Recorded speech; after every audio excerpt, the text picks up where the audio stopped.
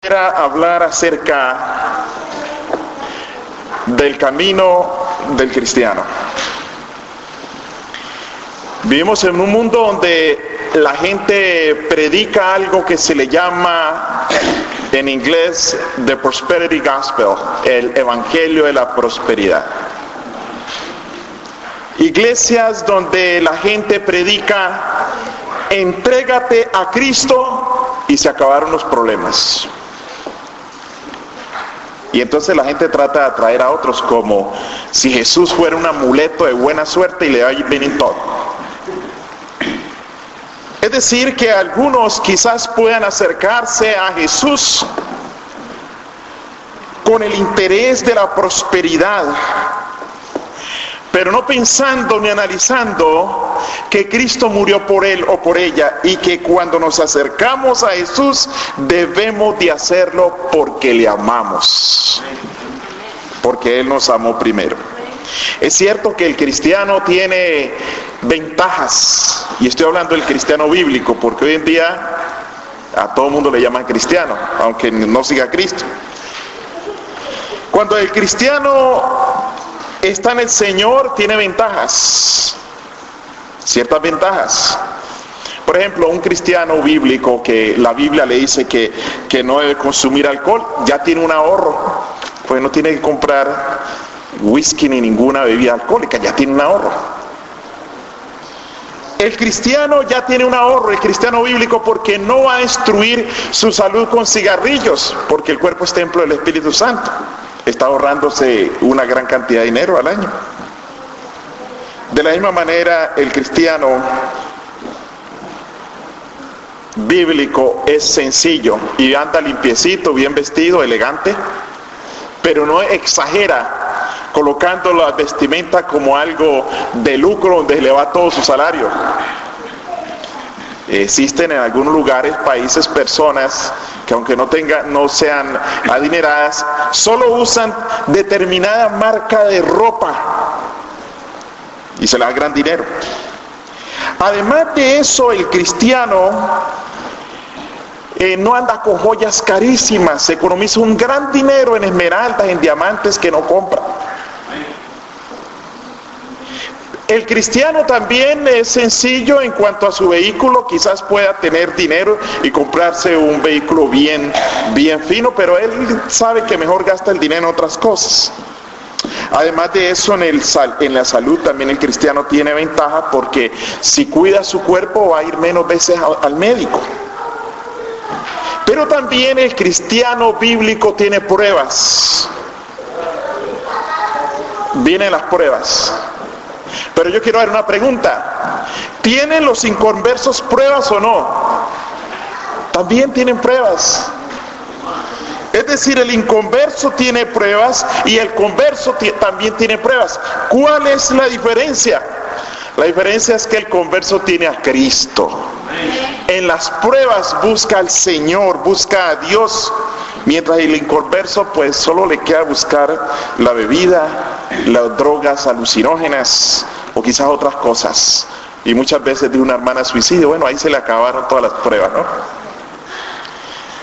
Cuando pienso en la vida cristiana, hermanos, recordé mucho acerca de la vida cristiana, una experiencia que tuve hace algunos años, que fui de visita a Colombia.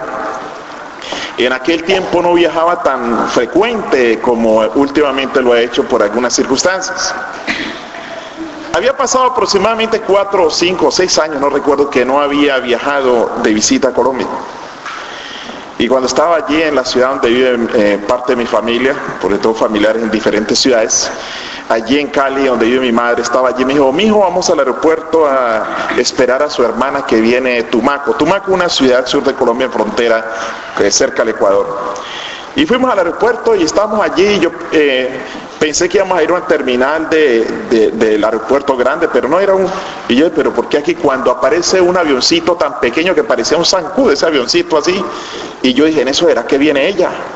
Y cuando se baja un avión bien pequeño, yo dije, uy, montarse allí hay que pensarlo 2 veces, porque a algunos les gustan unos aviones grandes. Pues no tan grandes tampoco, pero no tan pequeñitos, ¿no? Entonces mi hermana me dijo, bueno, te invito a que visites la casa allá en Tumaco. Y yo le dije, ¿y hay que viajar en ese avioncito? Me gustaría irme, pero en autobús, por tierra. Y dijo, ya no, es mejor este avión es mucho mejor, este avión tiene varias características, es anfibio, es decir que si le tocó aterrizar en el agua, aterriza porque es anfibio, y además de eso, es aeroplano. Es decir, los aeroplanos son aviones, algunos no tienen motor. Los aeroplanos los coge un avión, los impulsa, he visto mucho aquí en Massachusetts, por ahí por Sterling, los impulsa un avión y él planea, no necesita motor. Y este pequeño avión es planeador también, es decir que si se le apaga el motor, él puede aterrizar planeando con las corrientes del aire. O sea que ella me mostró todas las ventajas de andar en ese pequeño avión de una compañía que llegó a ser una compañía grande, la compañía ACES, que llegó a ser grande esa compañía. Y entonces, pero yo no me gustó mucho a mí la idea de viajar. Ella regresó a los días sola en el avión y yo me fui por tierra en autobús. Así que la carretera al principio, una carretera muy buena, le llaman la carretera panamericana, hasta una ciudad muy hermosa, grande, que es una ciudad, le llaman la ciudad sorpresa, que llama Pasto. Luego sigue otra ciudad hasta que llega a un lugar que llama la ciudad de Túquerres, una de las ciudades más altas. Y yo quiero decirles, hermanos, a mí me encanta la montaña. Las montañas para mí son bellas. Estuve viviendo en un área aquí en Estados Unidos al principio, plana, donde nunca había montaña y me hacía falta. Pero en esta experiencia, después de que el autobús pasó a esa ciudad que se llama Túquerres, empezaron la carretera era estrecha, destapada, me han dicho que ahora está muy buena, con unas curvas tremendas y unos precipicios profundos. Ahora hace como un mes, María Luisa y yo viajamos de la ciudad de Cali a Bogotá y pasamos por un lugar que se llama La Línea. María Luisa iba nerviosa. Cualquiera se pone nervioso al pasar por ahí. Son lugares donde a veces ni se ve porque abajo hay nubes, está azulito, eso allá de lo alto. Pero en este viaje que yo estaba haciendo era destapado, por lo menos la carretera por La Línea es pavimentada, pero allí era destapado. Y me habían dicho que iba a llegar a un lugar bien horrible. Y ustedes saben que a todo lo exagerado le ponen el nombre del diablo. Si una curva es peligrosa, le llaman la curva del diablo. Aún hasta un muchacho que pobrecito, decían que era muy feo, le decían hasta care diablo. Ahora íbamos a llegar a un lugar que le llaman la nariz del diablo. Un lugar donde la montaña es así y han hecho una hendidura allí, por ahí pasa la carretera. Es decir, que cuando uno va pasando por ahí, sabe que si es una roca, menos mal, si hubiera un derrumbe se iba. Y es como una nariz. Y me hablaron de esa nariz, que no me fuera por tierra, que la nariz del diablo, que eso era muy horrible por ahí. Yo no hice caso a ese consejo porque no me quería ir en ese avioncito. Cuando poco a poco empezamos a subir y a subir y a subir, horas y horas subiendo hasta que empiezo y vino allá una cosa y pregunto yo a la gente que eso sí, si esa es la nariz del diablo, ya se ve como una nariz. Y yo los carros, camiones grandes pasando por ahí. Cuando llega y había una fila de carros, al llegar a ellos dije, ¿por qué se detienen aquí? Dieron porque al pasar por la nariz solo un carro pasa y el otro allá espera, no caben dos carros. Y yo pues allí y miraba hacia abajo, eso bien profundo. Y yo dije, pero yo que los carros se detienen allí, ¿por qué se paran allí? Yo afanado, que por qué se detenían, que siguieran. Y después me di cuenta porque el autobús llegó, también se detuvo y todo el mundo se empezó a echar, a persinar y miraron hacia allá. Y cuando yo veo, tenían allí una estatua de la Virgen, y es que la gente tradicionalmente al llegar allí le daba gracias a la Virgen por llevarlos seguros hasta la nariz del diablo. Todo el mundo allí persinándose y el carro ahí detenido.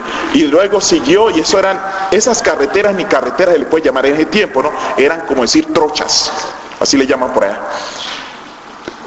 Una cantidad de curvas, una carretera, y entonces yo me puse a pensar y a comparar esa carretera difícil, el camino difícil, con lo que es a veces la vida cristiana.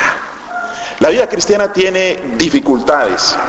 Para cortar la historia, de regreso no vine por esa carretera, ni tampoco por el avión pequeñito. Me dijeron que cierto día pasaba un avión grande y en ese fue que regresé.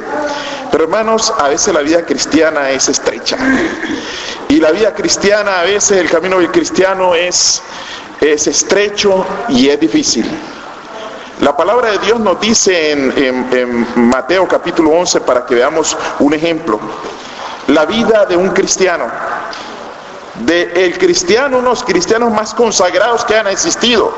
Dice en la Biblia en Mateo 11, del 1 al 3, que en un momento llegaron a Jesús, dice así: cuando Jesús terminó de dar las instrucciones a los 12 discípulos, se fue de allí a enseñar y a predicar en las ciudades de ellos. Al oír Juan en la cárcel los hechos de Cristo, envió a sus discípulos para preguntarle: ¿eres tú aquel que ha de venir o esperamos a otro? Mis hermanos, este cristiano llamado Juan,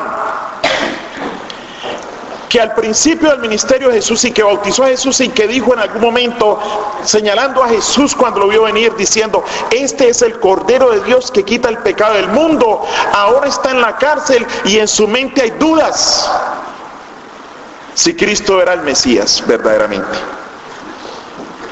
Tiene dudas. Es decir, que en tu vida cristiana algún momento llegarán dudas a tu mente. Pero cuando tienes dudas, Dios está dispuesto a disiparlas y aumentar tu fe. Es normal, es natural dudar. El camino del cristiano a veces es tan difícil que hasta vienen las dudas, vienen las pruebas. Juan no se puso a pensar, porque la Biblia no registra: Jesús no me visitó, estoy en la cárcel y Jesús no me visita. Juan no se acomplejó por eso, pero sí en su dificultad, sabiendo que era candidato a ser decapitado, se le iba a cortar la cabeza. Juan tuvo dudas y mandó a preguntar si Jesús era el Mesías. Pero cuando vienen y le preguntan a Jesús, los discípulos de Jesús, los de Juan, le dicen: nos ha enviado a preguntar Juan si eres el que ha de venir o esperamos a otro. En otras palabras, Juan nos ha enviado a preguntar si eres verdaderamente el Mesías o no. Pero cuando vinieron a preguntarle a Jesús, le preguntaron a la fuente infinita de la humildad y la sencillez que es Jesús. Jesús no se puso a decir: pero ¿cómo es que este duda de mí? No. ¿Cómo es que este que ha sido enviado a preparar mi camino y que me anunció como el Cordero que quita el pecado del mundo, ahora tiene dudas? No, Jesús no se enojó, sino que estuvo dispuesto a despejar las dudas. Y el versículo dice más adelante, en el versículo 11, Jesús dijo: de cierto os digo, entre los que nacen de mujer no se ha levantado otro mayor que Juan el Bautista. Y el mayor de todos los cristianos, el más consagrado, tuvo dudas. Y el Señor no lo condenó por eso, sino que estuvo dispuesto a ¿qué? Estuvo dispuesto a ayudarlo. Y esa vida de consagración y entrega al Señor terminó con la decapitación. Juan fue decapitado. Y con todo eso, no ha habido otro mayor nacido de mujer, dice Jesús, que Juan el Bautista. Mis hermanos, a veces me he preguntado, cuando decapitaron a Juan, yo le voy a preguntar con la ayuda de Dios, cuando esté en el cielo, le voy a preguntar si le dolió. Sí, porque Dios tiene poder para que no le haya dolido. De pronto va a decir: no, eso no me dolió porque el poder de Dios hizo que muriera tranquilo, sin dolor. No le pusieron anestesia, por supuesto que no en ese tiempo, ni le iban a poner anestesia a alguien que decapitan, pero Dios tiene el poder para ayudar a sus hijos. Y hay que confiar en Dios por encima de todo. Yo recuerdo el versículo de Job capítulo 13, versículo 15, primera parte. Dijo Job: he aquí, aunque él me matare, en él confiaré. Era tanta la confianza que Job tenía en el Señor que dice: yo amo a Dios tanto que aunque él me mate, yo voy a confiar en él. Porque eso viene de una relación estrecha con Dios. Confiar en Dios depender de Dios es de origen divino. El ser humano por su propia capacidad no puede confiar en Dios, pero con el poder de Dios sí. Dios le puede aumentar la fe. En Juan capítulo 16, versículos 31 al 33, Jesús le dice a los discípulos: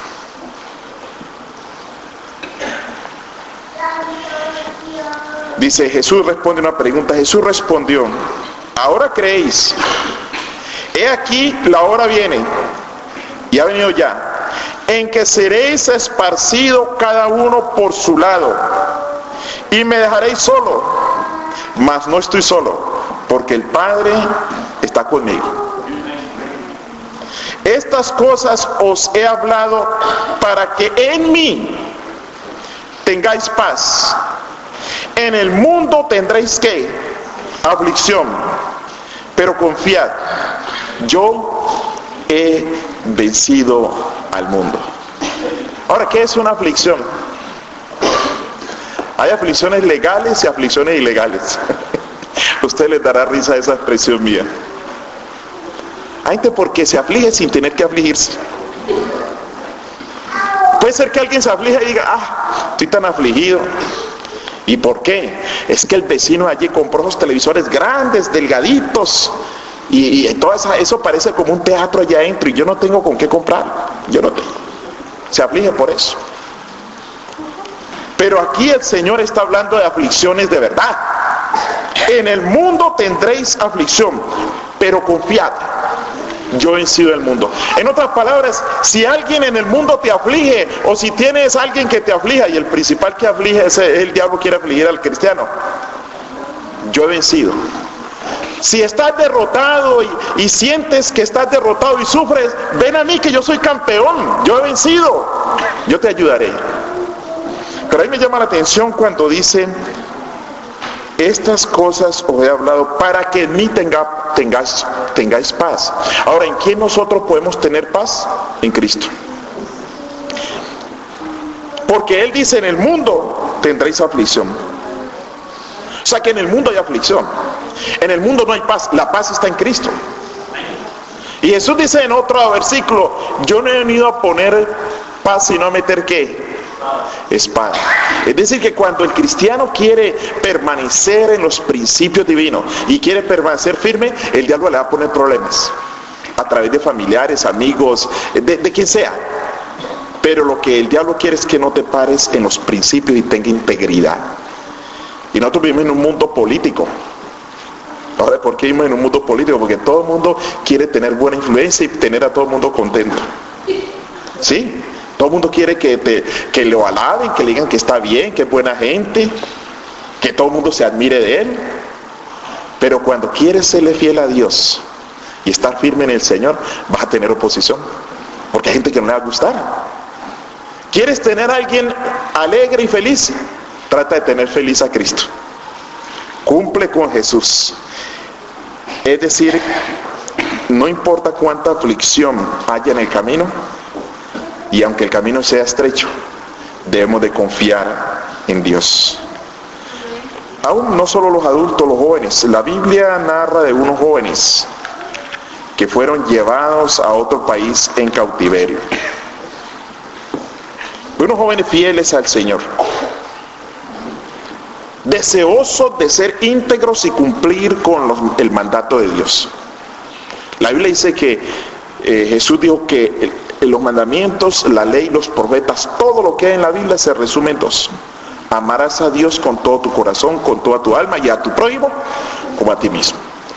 Amando a Dios, vamos a naturalmente, claro, instruyéndonos primero, vamos a guardar los primeros 4 mandamientos. Y amando al prójimo, vamos a guardar los otros. Si yo amo al prójimo, no le voy a robar, porque yo lo amo. Y estos jóvenes fueron llevados en cautiverio. Y ellos habían aprendido que no habían de hincarse o arrodillarse o inclinarse ante ninguna imagen. Pero el rey Nabucodonosor había recibido un sueño, había visto que su imperio iba a terminar y que su imperio representaba la cabeza de oro que él vio en esa estatua de Daniel 2. Él dijo, no, mi imperio no puede terminar. Dios dice que va a terminar y que la historia está descrita en una estatua con 4 metales, pues voy a hacer una entera de oro y voy a proclamar que mi reino será eterno. Así que mandó a hacer una gran estatua de oro en la llanura de Dura, en los que hoy se llama Kirkuk, que son los campos petrolíferos de Irak. Ahí mandó a hacer. Y dijo, bueno, cuando pongamos la música, todo el mundo se va a arrodillar. Pero él no llamó allí a gente común, llamó a todos sus gobernantes para ver si había afinidad con él.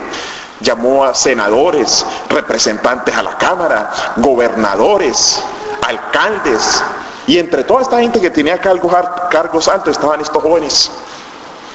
Y sonó la música, y cuando sonó la música, todo el mundo se arrodilló, pero se quedaron 3 de pie. Entonces algunos que vieron esto vinieron y le dijeron al rey que estos jóvenes hebreos no lo respetaban ni le eran fiel. Eso está en Daniel capítulo 3, versículo 12. Vinieron y dijeron, hay unos varones judíos, los cuales pusiste sobre los negocios de la provincia de Babilonia, Sadrach, Mesach y Abednego.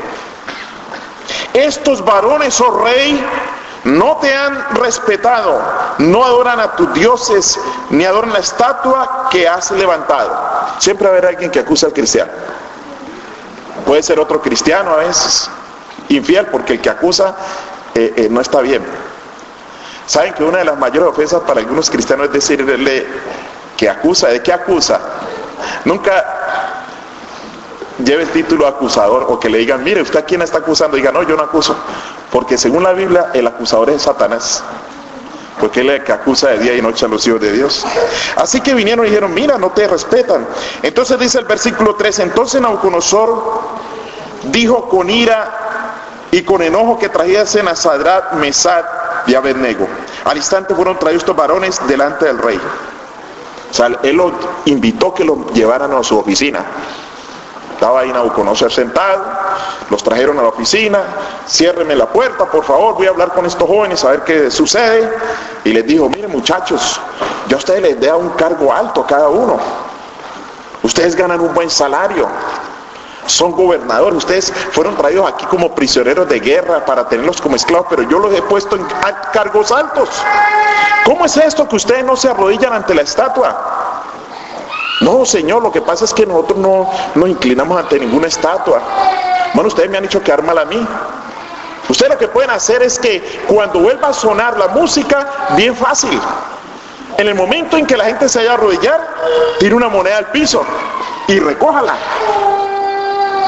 Y entonces ahí está agachando, disimuladamente pueden adorar. O cuando suene la música, amárrese el zapato. Y si alguien le dice que se inclinó, alguno de los conocidos, dígale, no, yo estaba recogiendo una moneda o estaba amarrándome los zapatos. Así que voy a volver a poner la música. Y ellos le dijeron, no tenemos que responderte en cuanto a este asunto. Economízate la música. En el versículo 16 dice que ellos respondieron, no es necesario que te respondamos sobre este asunto. Pues he aquí, nuestro Dios a quien servimos puede librarnos del horno de fuego ardiendo y de tu mano, oh rey, nos librará. El cristiano no necesita tener dudas si obedecer o ser fiel a Dios, no. Desde el principio sabe que no puede negociar los principios divinos. Y ellos dijeron, porque los amenazó de tirarlos al horno, a un horno, y quemarlos allí, que quedaran desmenuzados, polvo. Y ellos dijeron, no es necesario, no pongas tu música, de una vez ya te decimos que con todo el respeto no vamos a adorar esa estatua, porque Dios nos puede librar. Y si no, dice el versículo 18, y si no, es decir, si Dios decide no librarnos, sepas, oh rey, que no serviremos a tus dioses, ni tampoco adoraremos la estatua que has levantado. Es decir, estos jóvenes entendían, como dice el Nuevo Testamento, si vivimos, para el Señor vivimos. Y si morimos, para el Señor morimos. Sea que vivamos o muramos, del Señor somos. Así que ellos dijeron, no lo vamos a hacer. Ya conocemos la historia, se han escrito muchas cosas, hasta han hecho una película tratando de explicar cómo sucedió eso, cómo ellos fueron liberados.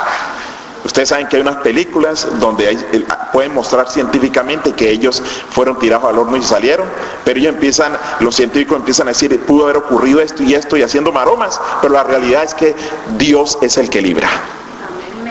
Así que ellos son arrojados, dice el versículo, y aquellos que lo fueron a arrojar, ni siquiera alcanzaron estos mismos murieron ahí en la puerta del horno. Ahí cayeron.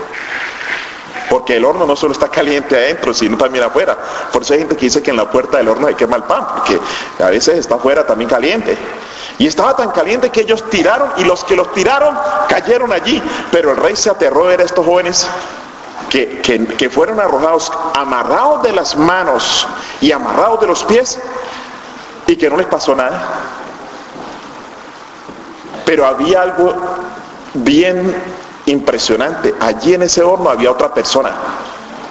Tiraron 3, él dijo, pero tiraron 3, pero yo veo a 4. Y el cuarto parece hijo de los dioses. O sea, tenía una presencia, una apariencia indescriptible el que estaba allí. Y es que cuando algo pasa aquí en la tierra, no sucede si no lo autoriza el concilio divino. En el caso de Juan el Bautista, el concilio divino se reunió y decidió permitir que Juan el Bautista fuese decapitado. No es que Dios sea el que destruye a la gente, no, permite simplemente, por alguna razón. Pero en el caso de estos jóvenes, el concilio divino decidió salvarlos. Y yo me imagino el concilio divino reunido allí en el cielo, discutiendo, preguntando, Dios consultando con su gabinete, con su concilio, ¿salvamos a estos jóvenes o no? Y el concilio decía, vamos a salvarlos. Ya los van a tirar, vamos a salvarlos. ¿Quién puede salvarlos? Seguramente apareció un ángel y dijo, yo voy. ¿Cuánto te demoras? En 3 minutos estoy allá. No, eso es demasiado tiempo, me van a quemar estos muchachos. ¿Quién puede ir más rápido? Aparece Gabriel, seguramente. ¿En cuánto tiempo estaba Gabriel allá? En 2 minutos. No. Cuando aparece el más veloz de los veloces, Jesús. Yo voy. ¿Cuánto te demora? Ya estoy con ellos. Porque Cristo siempre está con sus hijos. Está con sus hijos. Y cuando son arrojados allí, dice la Biblia que ni el pelo se le olía quemado. Ustedes saben que el pelo es una de las cosas primero que quema. Yo recuerdo una vez que me puse a aprender allá en Montemorelos. Mi hermana estudiaba allá en México y yo fui a visitarla. Y allí en la universidad tenían una no sé si era una secadora de ropa, y eso era de gas. Y eso se había llenado de gas y yo no sabía. Y le fue a aprender el piloto y eso salió candela. Dios me libró. Pero mis cejas y mis manos, aunque no tengo muchos vellos, ¿no? Pero bueno, los poquitos olían a quemado, a pelo quemado. El pelo es una de las cosas que más rápido. Y cuando estos jóvenes son sacados, les huelen hasta el pelo, no olían ni a quemado. Lo único que el fuego que había allí les quemó fueron las ataduras de las manos y los pies, con un solo propósito, que pudieran andar con Jesús sobre las brasas. Y cuando Cristo está con nosotros y confiamos en Él, lo único que Él nos quema son las ataduras que no nos permiten caminar con Él. Son quemadas para poder andar sobre las brasas de aflicción con Cristo Jesús tranquilamente. Estos jóvenes fueron liberados. Ellos prefirieron obedecer a Dios antes que cualquier otra cosa. ¿Por qué? Porque ellos no tenían avaricia por sus posiciones. Quizá hubiera dicho alguno, mira, ¿por qué no nos inclinamos a estatua, no entre ellos? Si no hacemos eso, nos quitan el cargo. Ya no vamos a tener el empleo. Pero ahí no solo iban a perder empleo, la vida también la iban a perder. Pero ellos pensaron en las cosas eternas. Y en Hebreos, el apóstol Pablo, en Hebreos capítulo 3, versículos 5 al 6, hay unos consejos ahí muy valiosos para nosotros. Dice, sean vuestras costumbres sin avaricia, contentos con lo que tenéis ahora, porque Él dijo, no te dejaré ni te desampararé. De manera que podemos decir confiadamente, el Señor es mi ayudador, no temeré lo que me pueda hacer el hombre. Interesante. Sean vuestras costumbres sin avaricia. ¿Qué es avaricia? Avaricia es el deseo de cosas innecesarias. Hay gente que quiere tener por la avaricia. Tener. El deseo de cosas innecesarias. Y dice allí, contentos con lo que tenéis. Hermanos, hay gente que nunca puede ser feliz por las cosas materiales. Están allí trabajando y tienen el primer carrito de la vida, una chatarrita y un carrito allí. Y vean en el carrito y se paran en un semáforo cuando ¡prum!, alguien paró con otro mejorcito ahí al lado. Ay, si yo tuviera uno de esos. El mío ya está ahí, si yo tuviera, entonces no tiene con qué comprar el otro, pero está sufriendo. En lugar de estar contento porque ese carrito, esa chatarrita se la dio Jesús. Y nosotros tenemos que amar las cosas que la gente nos da. Yo a veces hay cosas que parecen feas, y hay gente que también guarda cosas que parecen feas, pero tienen para un valor de dependiendo quién se las dio. Si cualquier persona le da una notica, mírate, le manda un mensaje, guárdalo.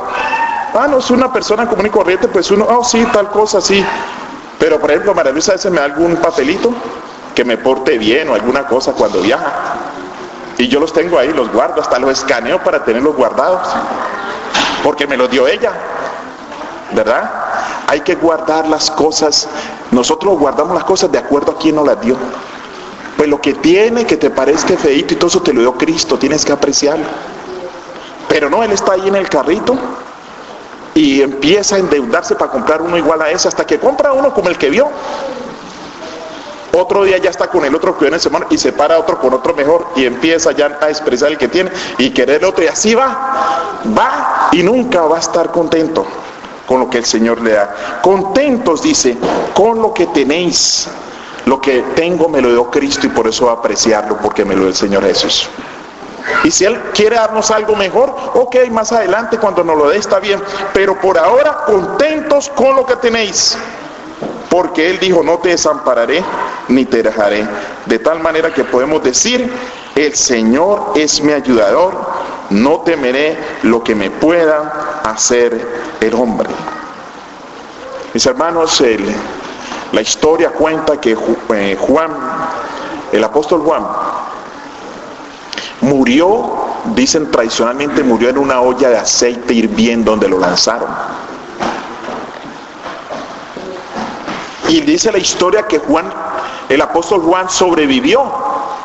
¿Y qué sucedió? Por eso lo mandaron, lo desterraron a la isla de Patmos, porque ya no, lo echaron, lo trataron de matar y no pudieron, pues desterrémoslo.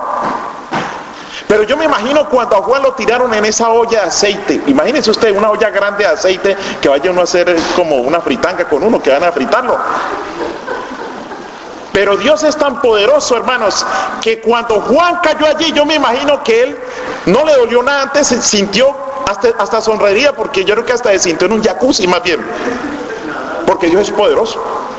Dios libró a Daniel, lo tiraron a un foso de leones para que lo devoraran, pero Dios lo hizo dormir con piel de león allí, le dieron calor en el frío los leones, una piel suave allí, unas cobijas originales allí con los leones, porque Dios es poderoso. Él dice, no te desampararé.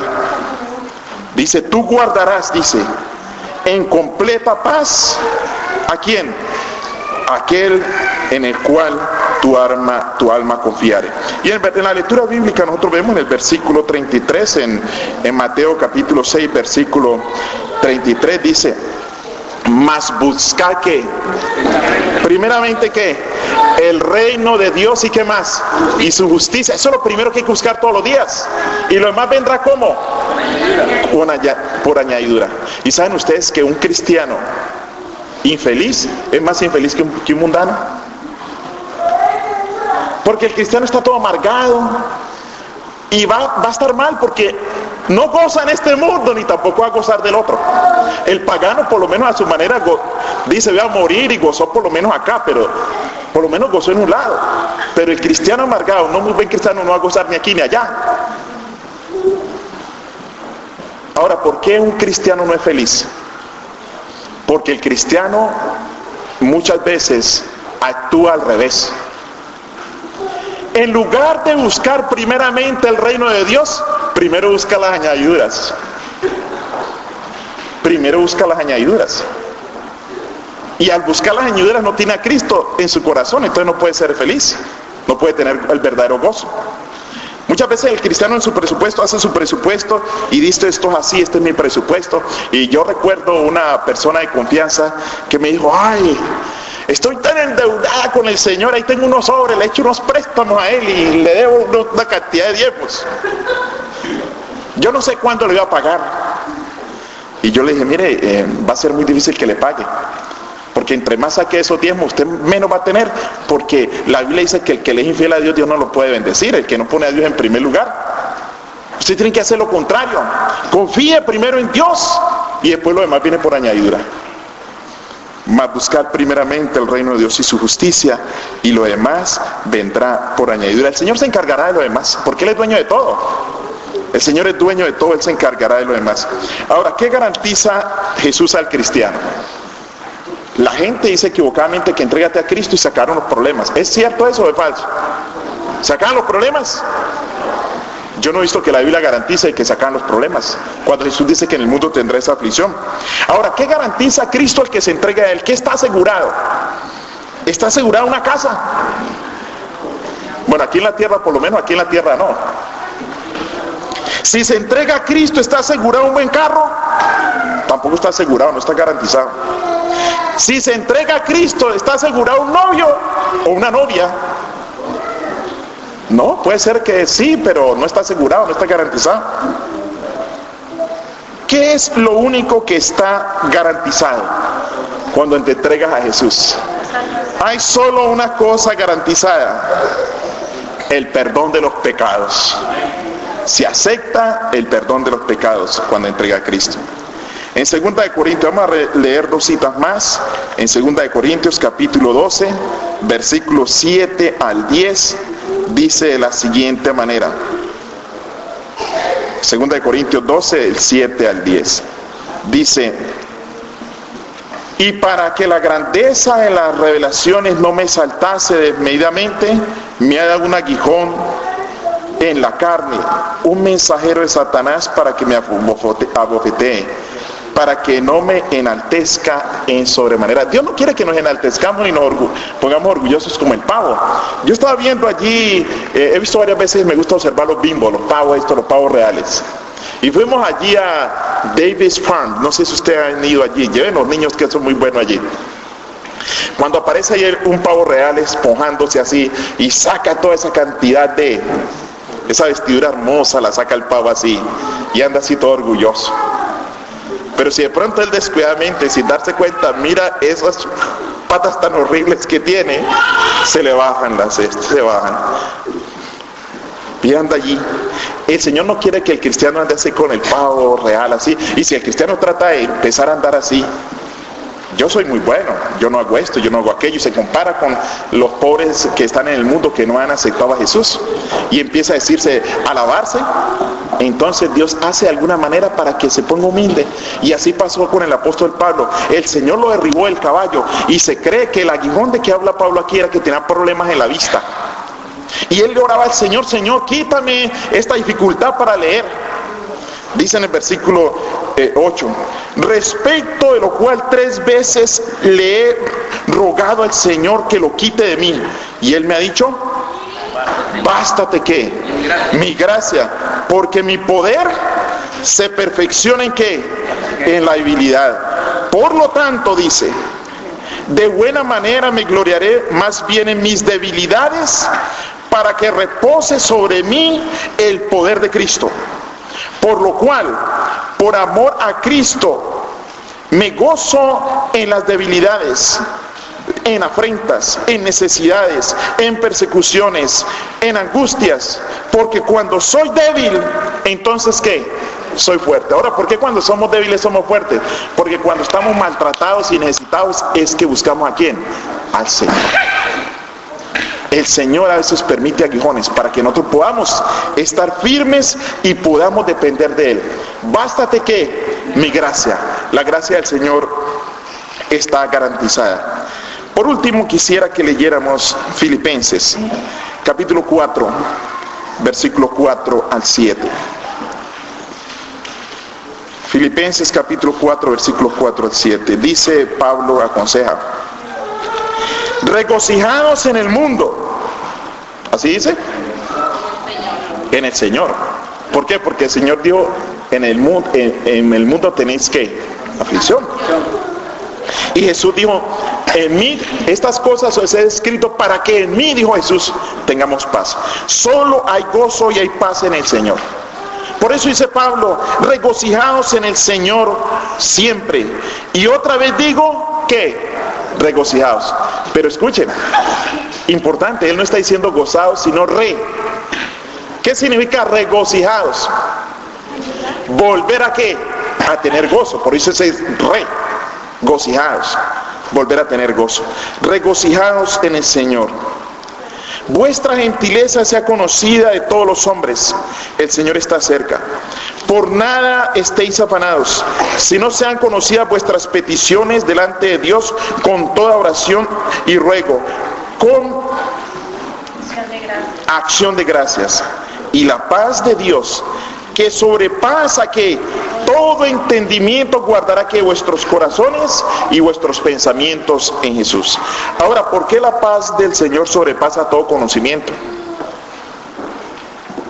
Sencillamente porque solo hay paz verdadera y gozo en el Señor. A veces ven una persona que tiene problemas, dificultades y está sonriente y está gozosa.